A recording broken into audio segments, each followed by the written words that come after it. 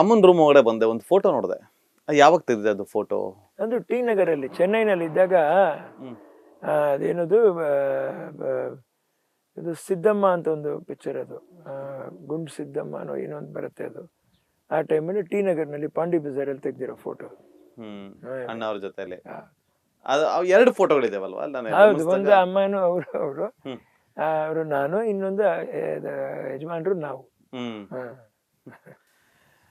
ಈಗ ಅಣ್ಣವರು ಸತ್ತಾಗ ಒಂದು ಕಂಠೀರವ ಸ್ಟುಡಿಯೋ ಹತ್ರ ಒಂದು ಇವತ್ತು ಕೂಡ ಅಪ್ಪು ಅವ್ರಿಗೂ ಕೂಡ ಆಗಿದೆ, ಮತ್ತೊಂದು ಕಡೆ ವಿಷ್ಣುವರ್ಧನ್ ಅವ್ರಿಗೂ ಕೂಡ ಸ್ಮಾರಕ ಆಗಿದೆ. ಅದಕ್ಕಿನ್ನೂ ಕೂಡ ನಡೀತಾನೆ ಇದೆ. ಅಮ್ಮ ಅವ್ರಿಗೆ ಏನಾದ್ರು ಸರ್ಕಾರದಿಂದ ಏನಾದ್ರು ನಿಮ್ಗೆ ಅನುಕೂಲ ಮಾಡ್ಕೊಡ್ತೀವಿ ಅಂತ ಏನಾದ್ರು ಕೇಳಿದ್ರ? ಕೇಳಿದ್ರು. ನಾನು ಹೇಳಿದೆ ಇಲ್ಲ, ಅವರ ಭೂಮಿ. ಯಾರು ಕೇಳಿದ್ರು? ಏನಂತ ಕೇಳಿದ್ರು? ಮುಖ್ಯಮಂತ್ರಿಗಳು ಕೇಳಿದ್ರು ಅಂತ ಕಾಣಿಸುತ್ತೆ. ಏನು ಮಾಡ್ಕೊಡ್ಬೇಕಪ್ಪ? ಇಲ್ಲ ಸರ್, ನಾನು ಈ ತೋಟದಲ್ಲೇ ಅಮ್ಮವ್ರನ್ನ ನಾನು ನನ್ನ ಜೊತೆಲೇ ಇರಿಸ್ಕೋತೀನಿ, ದಿನ ಅವ್ರು ನೋಡ್ತಾ ಇರ್ತೀನಿ ನಾನು. ನನಗೆ ನಮ್ಮಮ್ಮ ನನ್ನ ಜೊತೆಲೇ ಇರಬೇಕು ಅನ್ನೋಂಥ ಆಸೆ ಇದೆ.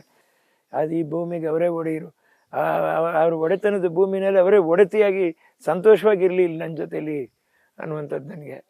ನಾನೇ ಸ್ಮಾರಕ ಮಾಡಿಸ್ತೀನಿ. ಇಷ್ಟೆಲ್ಲ ನಮಗೆ ಕಷ್ಟಪಟ್ಟು ನಮ್ಮನ್ನು ಸಾಕಿ ಬೆಳೆದು ಸಮಾಜದಲ್ಲಿ ಏನೋ ನಮ್ಮ ಯೋಗ್ಯತೆಗೆ ತಕ್ಕಂಗೆ ಒಂದು ವ್ಯಕ್ತಿತ್ವನ ಉಳಿಸ್ಕೊಟ್ಟಿದ್ದಾರೆ.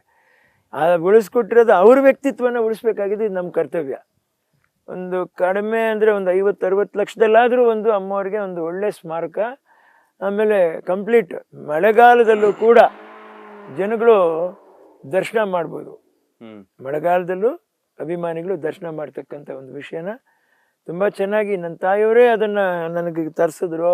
ಜೊತೆಲಿ 3 ಜನ ಸೇರ್ಕೊಂಡು 10 ನಿಮಿಷ ನಮ್ಮ ಗೌಡ್ರು ಅಂತಿದ್ದಾರೆ, ಸೇರ್ಕೊಂಡು ನಾವು ತಲೆಯಲ್ಲಿ ಅದನ್ನ ಇದು ಮಾಡ್ಕೊಂಡಿದ್ದೀವಿ. ನೋಡಿ, ಒಂದು ಕಡೆ ಅಪ್ಪು ಅವ್ರನ್ನ ಕಳ್ಕೊಳ್ತೀವಿ, ಹೌದು.